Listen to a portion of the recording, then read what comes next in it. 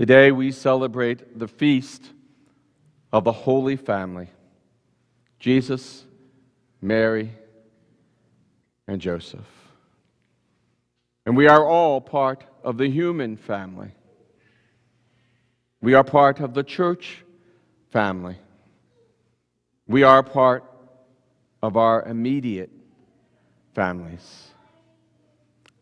And one interesting thing about families is family members tend to know what buttons to push when they want to get a rise out of another family member. Children know what buttons to push when it comes to their parents. Parents probably know what buttons to push when it comes to their kids. Brothers and sisters know what buttons to push when they want certain things to happen, often when they want to upset somebody. I wonder if in the Holy Family they ever pushed each other's buttons. Wait a minute. Maybe we shouldn't go there. But let's think about it. In the Holy Family, did Mary ever push Jesus' buttons? Did Mary ever push Joseph's buttons? Did Joseph ever push Mary's buttons? Did Joseph ever push Jesus' buttons? We would probably say most likely that did not happen. This feast of the Holy Family reminds us that the Holy Family, Jesus, Mary, and Joseph, set an example for us as how we can live in our families. And maybe we think, well, yeah, we can follow their example in some ways, but that was Jesus, Mary, and Joseph. Of course they treated each other differently. He was the Son of God, of course. Of course they never pushed each other's buttons. My friends, it is possible for us not to push each other's buttons. Now, some might say it's not as fun. But the problem is when we push buttons, sometimes we get a little too close to the truth, and it ends up hurting and not being funny. So we have to be real careful. So when we consciously invite the Holy Family into our families, when we consciously, as family members, as brothers and sisters, sons and daughters, parents, fathers and mothers, when we consciously invite the Holy Family into our family, then we're going to treat each other a little bit differently. We're going to speak and act a little bit differently. And then we go into the larger family, our church family, our human family. When we invite the Holy Family into all of our relationships,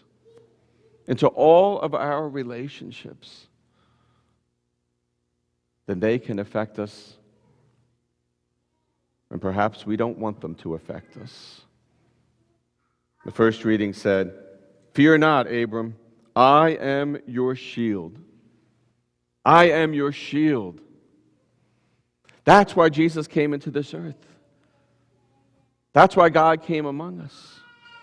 God understands what it means to be a part of a family. Jesus came to give us the gift of new life, and in a sense to shield us. To shield us from things that aren't good for us. To shield us from things that will lead us away from God and not closer to God. And count all the stars if you can. If you ever looked up into the sky, trying to count all the stars, how impossible that would be. But all the stars represent all the human beings, and every human being is in relationship with every other human being in one sense or another. And when we consciously invite God in, He can do amazing things. Somebody sent the following to me a few days ago. God became one of us.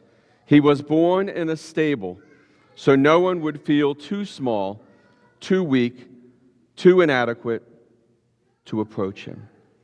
Each of us is an innkeeper who decides if there is room for Jesus in our inn. Jesus came to us as a small child in the midst of a poor family, to remind us that no matter where we find ourselves, we're never too poor, we're never too small, we're never too inadequate to bring ourselves before God and to place ourselves in His presence. The psalm said, "The Lord remembers His covenant forever." Forever. What's a covenant? A covenant in a marriage is between a man, a woman, and God. And God wants to be part of a covenant in every relationship we have, in every conversation we have, in our families and within the bigger family. He wants to be a part. The psalm went on to say, "Look to the Lord in His strength. Constantly seek His face." Constantly seek His face. Wow, if we did that in our families. Constantly sought His face. The second reading said, "He went out not knowing where he was to go." Not knowing where he was to go. How often do we not know where we're supposed to go? That's why it's so important for us to invite God in. So important for us to see in this Christmas season, the Lord truly wants to be born in us, truly wants to be a part of all that we are. The gospel, Simeon, Mary, and Joseph bring Jesus in, and he goes, now it's come.